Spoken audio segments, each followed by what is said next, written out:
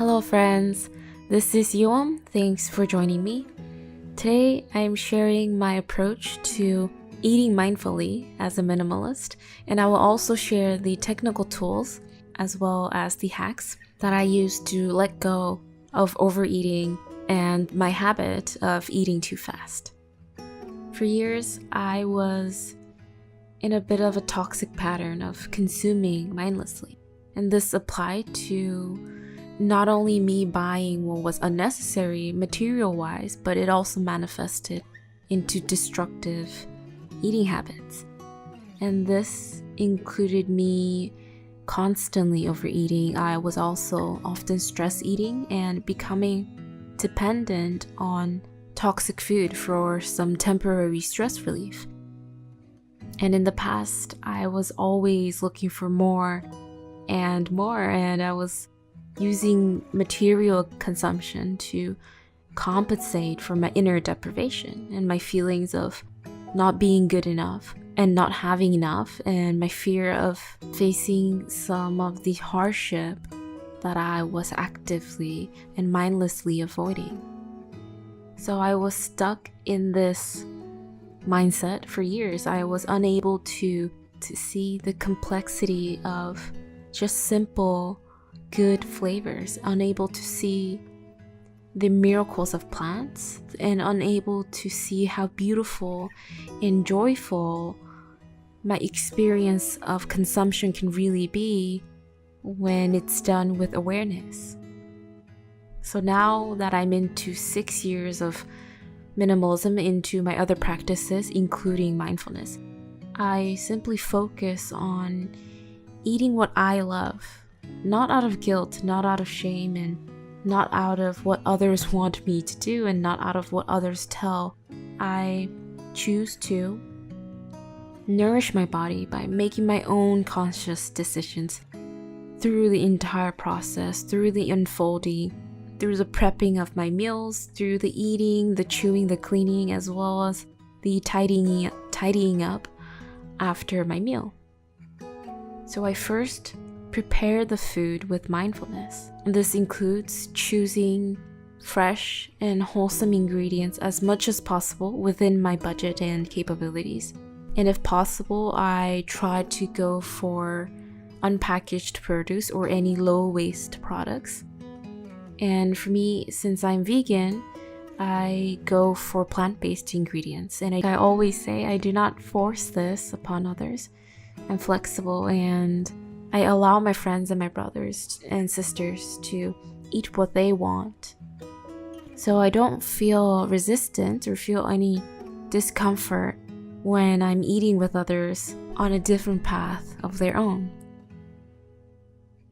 My second hack is to take only what's necessary for me to feel nourished and to feel joyful. So I try my best to eat in moderation, and if that becomes difficult, I can always invite tools like small bowls, small plates to serve as a way of me doing portion control. And if at any time I want to eat a bit more, perhaps in celebration of something for events or eating out with my friends, with my loved ones, then I allow myself some flexibility and forgiveness. After deciding my portion for the day, what I feel is comfortable for me, then my next approach is to honor the food. And this means that I extend my gratitude to the resources that were used in preparing my meal. And this can be done by simply saying thank you before eating. And for me, I like to take more time to invite the 5 contemplation prayer by my mindfulness teacher Thich Nhat Hanh, and I do this mostly during lunchtime once a day, and other times I just do a simple prayer pose. I practice looking at the food deeply. I look at its colors, its shapes, the texture, and I try to connect with the kind of energy it provides me. And I like awakening my other senses as well.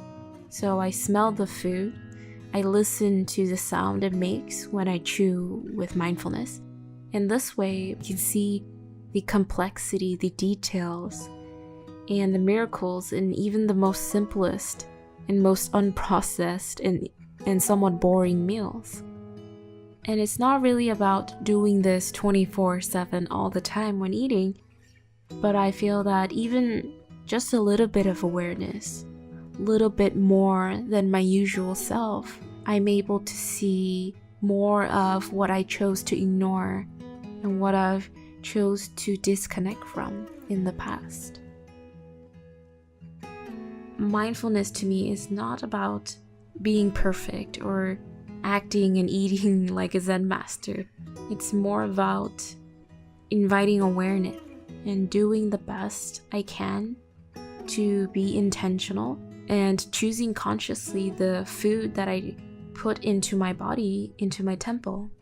I do this because food to me, it's an extension of myself. It's my thoughtfulness. It is my energy, and it's a part of my flesh and blood.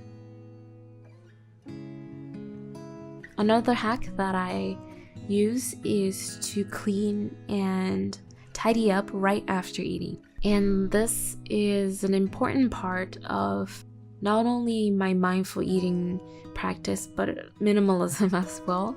And I enjoy this process because it allows me to stay active in the ritual and practice of caring deeply for what I love. And I find myself more attentive and I'm more appreciative of the things that contributed to adding more energy into my body. So eating meditation is something I learned from my teacher, Thich Nhat Hanh, and with this practice, I chew mindfully around 30 times, and I slow down the pace without rushing too much, without forcing myself to consume everything all at once.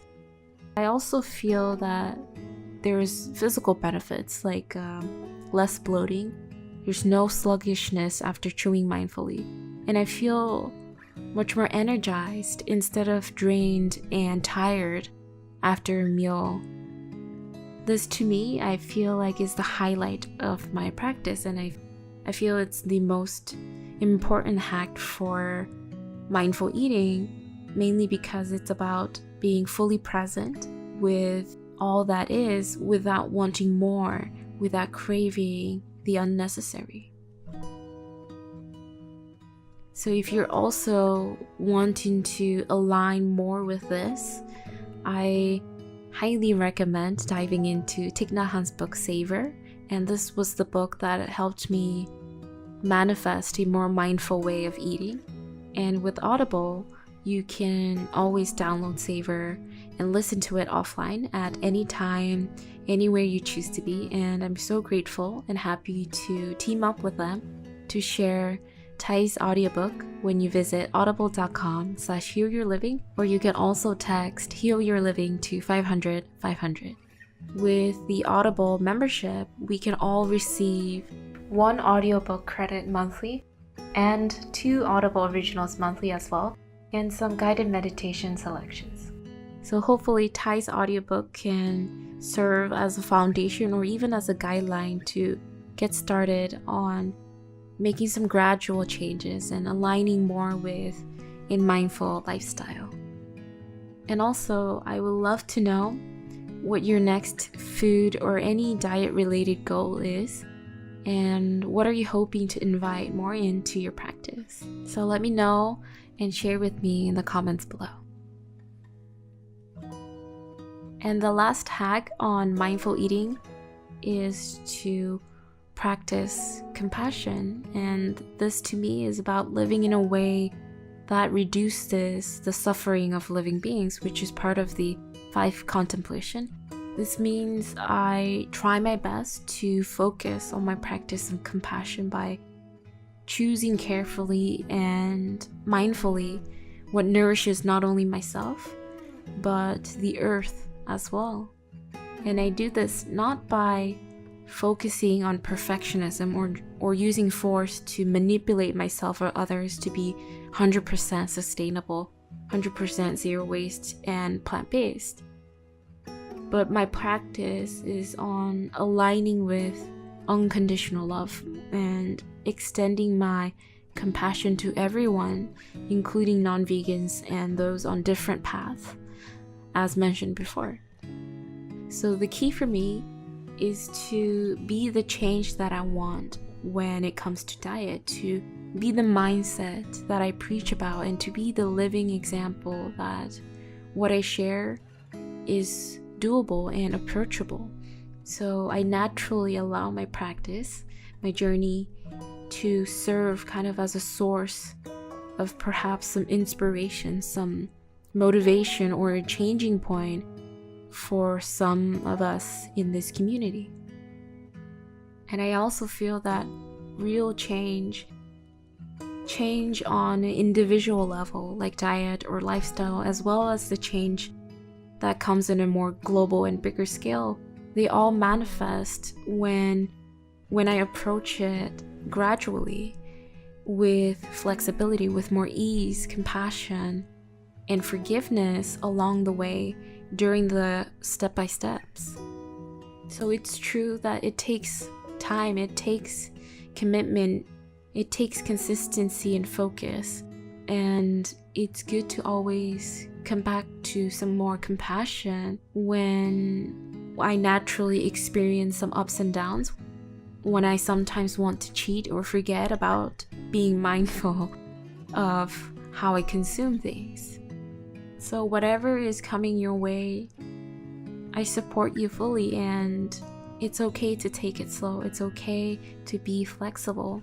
And whatever is here with you in the present moment, I support you no matter what. And I'm happy to share my resources with you and this community as always. If you enjoyed this video, please like and subscribe to my channel. Thanks again for being here, my friends, and I hope to see you again soon.